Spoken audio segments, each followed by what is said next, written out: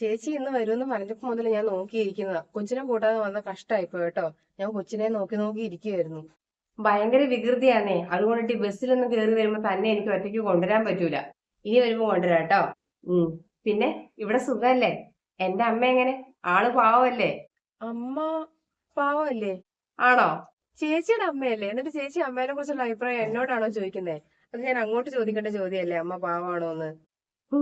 ഞാനൊന്നും ചോദിച്ചില്ല. എന്റെ അമ്മ പാവാണ്, എന്റെ അമ്മ പാവാണ്. എവിടെ എന്റെ പാവ അമ്മ? അമ്മ പശുവിനെ മാറ്റി കെട്ടാൻ വേണ്ടിട്ട് പോയതാ. ഇപ്പം വരുമായിരിക്കും. എനിക്ക് പശുവിനെ ഭയങ്കര പേടിയാ. പക്ഷെ ആഗ്രഹം കൊണ്ടേ ഞാൻ ഇന്നലെ തീറ്റ കൊടുത്തു. അതെയോ? എന്നിട്ട് പശുവിന് നാത്തൂനെ ഇഷ്ടപ്പെട്ട പോലും? അതറിയത്തില്ല. ഞാൻ 2 കിലോമീറ്റർ അപ്പുറം മാറി നിന്നിട്ടാണ് പുല്ലിട്ട് കൊടുത്തത്. പശു എന്നെ ഒരു നോട്ടം കൊണ്ടതിന്റെ മറ്റവന് കൊടുക്കണി എന്നുള്ളൊരു ഭാവത്തിലേ ഞാൻ പിന്നെ ജീവനും കൊണ്ട് ഓടി. അമ്മിണീനെ അങ്ങനെ പേടിക്കൊന്നും വേണ്ട. ആരെയും അങ്ങനെ ഉപദ്രവിക്കൊന്നുമില്ല. പിന്നെ പിന്നെ പരിചയമില്ലാത്തവര് കറക്കാൻ ചെന്നാൽ നല്ല തൊഴി കിട്ടും. നാത്തും ധൈര്യമായിട്ട് പുല്ലൊക്കെ ഇട്ട് കൊടുത്തോ. അങ്ങനെയല്ലേ കൂട്ടാവുന്നേ?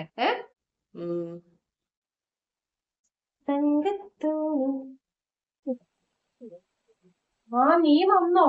ഒരു 10:30 ആയിട്ടേ വരുവോളെന്ന് പറഞ്ഞിട്ട്. ആമേ ഭയങ്കര മഴക്കാറില്ലായിരുന്നു രാവിലെ. അതുകൊണ്ടിട്ട് ഞാൻ പിന്നെ നേരത്തെ ഇങ്ങ് പോന്നു. ഇത് കണ്ടോ, നിന്റെ നാത്തൂരോട് ഞാൻ മഴ പെയ്തിട്ടുണ്ടെങ്കിൽ എടുത്തു വെക്കണം എന്ന് പറഞ്ഞതാ. അയ്യോ, എന്നോട് സംസാരിച്ചിരുന്നിട്ടേ മറന്നു പോയതായിരിക്കും. അയ്യോ, കഷ്ടമായി പോയി. മഴ പെയ്ത് മൊത്തം നനഞ്ഞു. ഇതൊന്നും കൂടെ മെഷീനകത്തിട്ട് ഉണക്കിയിട്ട് വേണം വിരിച്ചിടാൻ വേണ്ടിട്ട്. എന്ത് ചെയ്യുന്നില്ല നാത്തു? കോഴിക്കൂട്ടിലെ മുട്ടയുണ്ടോ നോക്കാൻ പോയതാ. എനിക്ക് ബുൾസൈ അടിച്ചു തരാന്ന് പറഞ്ഞിട്ടുണ്ട്. നിനക്ക് വല്ലതും തന്നായിരുന്നോ അവള്? രാവിലത്തെ പത്തിരി, ചിക്കൻ കറി, പിന്നെ ചായ ഉണ്ടാക്കി തന്നു. ചായപ്പൊടിയും പഞ്ചസാരയൊക്കെ കറക്റ്റ് അളവിലായിരുന്നില്ലേ? ചായപ്പൊടിയും പഞ്ചസാരയും കറക്റ്റ് അളവിലൊന്നും അല്ലായിരുന്നെങ്കിലും വലിയ കുഴപ്പമൊന്നുമില്ലായിരുന്നു. അമ്മ എന്താ ഒരു അമ്മായിയമ്മ പോരിന്റെ ട്യൂണിലൊക്കെ ഉള്ള ഒരു സംസാരം? പോരെടുത്തൊന്നും അല്ല. ഇങ്ങോട്ട് വാ, പറയാം. തുണി കൊണ്ടേ ആദ്യം ഞാൻ ഉണക്കട്ടെ. എന്റെ മോളെ, ഒന്നും പറയണ്ട. ഇതൊക്കെയാ ഇവിടെ സംഭവിച്ചുകൊണ്ടിരിക്കുന്നത്. പാവമല്ലേ അമ്മ? എനിക്ക് അതിനോട് പാവം തോന്നുക. അത് കൊള്ളാം.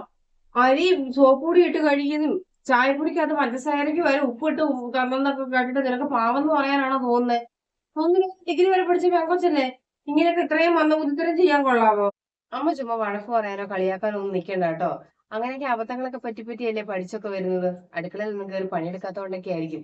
ഇന്നെനിക്ക് ചായ ഇട്ടതിന് വലിയ കുഴപ്പമൊന്നും ഇല്ലായിരുന്നു. അത്യാവശ്യം കുടിക്കുകയൊക്കെ ചെയ്യായിരുന്നു. അങ്ങനെയൊക്കെയല്ലേ പഠിക്കുന്നത്.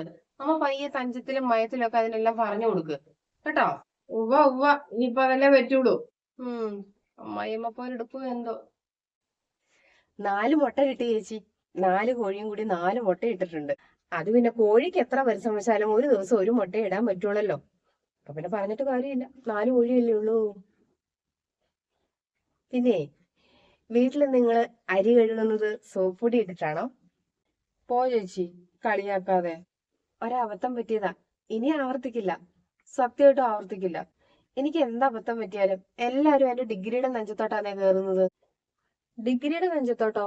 ഡിഗ്രി വരെ പഠിച്ചതല്ലേ, എന്നിട്ട് ഇതൊന്നും അറിയത്തില്ലേന്ന്? സത്യമായിട്ടും ഞാൻ ഇതൊന്നും ഒരു ക്ലാസ്സിലും പഠിച്ചിട്ടില്ല. ഒരു പാഠത്തിൽ ഇതൊന്നും ഇല്ലായിരുന്നേ. അല്ല നാത്തൂരെ, അമ്മ അടുക്കളയിലെ അരിയൊന്നും കഴുകുന്ന നാത്തൂൻ കണ്ടിട്ടേ ഇല്ല. അല്ല, നിങ്ങളുടെ വീടിന്റെ പ്ലാൻ പ്രകാരം കിച്ചൺ എവിടെ ഇരിക്കുന്നതെന്ന് നാത്തൂൻ അറിയോ? ഞാനതൊന്നും അങ്ങനെ ശ്രദ്ധിച്ചിട്ടില്ല ചേച്ചി. പിന്നെ ഞാൻ 10th കഴിഞ്ഞിട്ട് ഹോസ്റ്റലിൽ നിന്നിട്ടാ പഠിച്ചത്. ഇതൊന്നും ഞാൻ ചിന്തിച്ചിട്ടേ ഇല്ല. സാരമില്ല, ഞാൻ വെറുതെ പറഞ്ഞതാ. ഈ കിച്ചണിൽ കയറുമ്പോ ഓവർ കോൺഫിഡൻസ് ഒന്നും വേണ്ട. അറിയാത്ത കാര്യങ്ങളൊക്കെ ചോദിച്ച് ചെയ്താൽ മതി. കാര്യം പുറത്തുനിന്ന് നോക്കുമ്പോ സിമ്പിൾ ആയിട്ട് തോന്നും. പക്ഷെ ഈ കത്തിയും തീയും ഒക്കെ വെച്ചിട്ടുള്ള കളിയാ, സൂക്ഷിക്കണം. എടാ, കല്യാണം കഴിഞ്ഞിട്ട് എന്തുണ്ട് വിശേഷം? സുഖല്ലേ? സുഖം. ഒരു പൊട്ടത്തിനെ കൊണ്ട് കെട്ടിച്ചിട്ട്. എടാ, അങ്ങനെയൊന്നും പറയാതെടാ. അത് 10ാം ക്ലാസ് വരെ അതിന്റെ വീട്ടിൽ നിന്ന് പഠിച്ചിട്ടുള്ളന്നേ. അത് കഴിഞ്ഞിട്ട് ഹോസ്റ്റലിലായിരുന്നു +2 ഡിഗ്രി ഒക്കെ പഠിച്ചത്. അപ്പൊ അതുകൊണ്ട് തന്നെ ഈ അടുക്കളയിലെ കാര്യങ്ങളോ വീട്ടിലെ കാര്യങ്ങളൊന്നും അറിയത്തില്ല. അപ്പൊ നമ്മൾ എന്ത് ചെയ്യണം? ഒരു സ്നേഹത്തിലും തഞ്ചത്തിലും ഒക്കെ പറഞ്ഞ് എല്ലാം അതിനെ മനസ്സിലാക്കി കൊടുത്താൽ മതി. പെട്ടെന്ന് മനസ്സിലാക്കിക്കോളും. ഞാനേ കാര്യങ്ങളൊക്കെ പറഞ്ഞ് മനസ്സിലാക്കി കൊടുത്തിട്ടുണ്ട്. ഇപ്പൊ അവർക്ക് കാര്യത്തിന്റെ ഒരു ABCD ഒക്കെ മനസ്സിലായിട്ടുണ്ട്. ഇനി നീ അവളെ പൊട്ടത്തിൽ നിന്ന് വിളിക്കരുത് കേട്ടോ.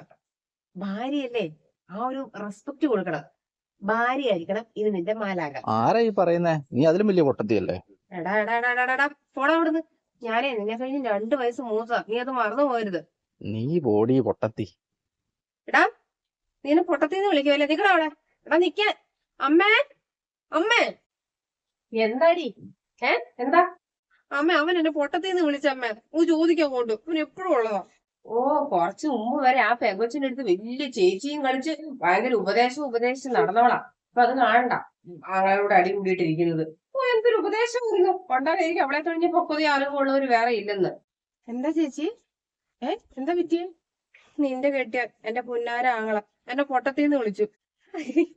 അതാണ് ഇത്ര വലിയ കാര്യം. എന്നെ എന്തോരം പേര് അങ്ങനെ വിളിക്കുന്നു, എന്നിട്ട് എനിക്കൊരു കുഴപ്പമില്ലല്ലോ. നിന്നെ വിളിക്കുന്ന പോലെയാണോ എന്നെ വിളിക്കുന്നത്? നീ പിന്നെ പൊട്ടത്തി അതുപോലെയാണോ? Sorry sorry. അയ്യോ പെണങ്ങല്ലേ, സോറി ഞാൻ അറിയാതെ പറഞ്ഞു പോയതാ. നീ ബുദ്ധിമുട്ടി, ഞാനാ പൊട്ടത്തി, സത്യമായിട്ട് ഞാനാ പൊട്ടത്തി. അല്ല, എനിക്കറിയാം ഞാൻ പൊട്ടത്തിയ. ചേച്ചിയും കൂടി ഇനി എന്നെ അങ്ങനെ വിളിക്കാൻ ബാക്കിയുണ്ടായിരുന്നുള്ളൂ. ചേച്ചി എന്നെ അങ്ങനെ വിളിച്ചില്ലേ. ഓ, എന്നെ ഇവിടെ കൊല്ല്. ഞാൻ അറിയാതെ പോയത് എന്റെ പൊന്നു മോളെ, നീ അങ്ങ് മറക്ക്. ഇന്നലെ അർജന്റീനയുടെ കളി ഉണ്ടായിരുന്നോ? എനിക്ക് ഫുട്ബോളൊന്നും അത്ര വലിയ ഇഷ്ടമൊന്നുമില്ല. പിന്നെ ചേട്ടന്റെ കൂടെ ഇരുന്നിട്ട് കുറച്ചു നേരം കണ്ടു. ആ, ഉം. ആരുടെ ഫാനാ? മെസ്സിയുടെ ആണോ? ഞാനങ്ങനെ ആരുടെ ഫാനൊന്നും അല്ല ചേച്ചി. എനിക്ക് ഫുട്ബോളിനെ കുറിച്ച് ഒന്നും അറിയില്ല. പിന്നെ എങ്ങനെയാ ഫാനാകുന്നത്? പക്ഷെ ഞാൻ ആ ബോളിന്റെ കാര്യം ആലോചിക്കുമായിരുന്നു. അത് എന്ത് പാപം ചെയ്തിട്ടാണോ ബോളായിട്ട് ജനിച്ചത്? ഓ, എന്തോരം പേരായിട്ട് അച്ചാനും പുച്ചാനും ഇട്ട് തൊഴിക്കുന്നത്. ഓ, അത് ഉരുണ്ട് മറിഞ്ഞ് തൊഴിയും കൊണ്ട്. ഫൂ, മോളെ, ഇതൊക്കെ സിലബസിലുള്ളതാ കേട്ടോ. ഫുട്ബോളാണോ? അല്ല, ഈ ജീവനുള്ള വസ്തുവിന്റെ പ്രത്യേകതകൾ, ജീവനില്ലാത്ത വസ്തുവിന്റെ പ്രത്യേകതകൾ, അതൊക്കെ എന്റെ കൊച്ചിന് പഠിക്കാനുണ്ട് ഇപ്പൊ. അതാ പറഞ്ഞെ. അല്ല ചേച്ചി, ഞാൻ ആ ഫുട്ബോളിന്റെ ഉള്ളിലും ഒരു മനസ്സ് കണ്ടു. അതാ. ശ്ശേ, കഷ്ടം.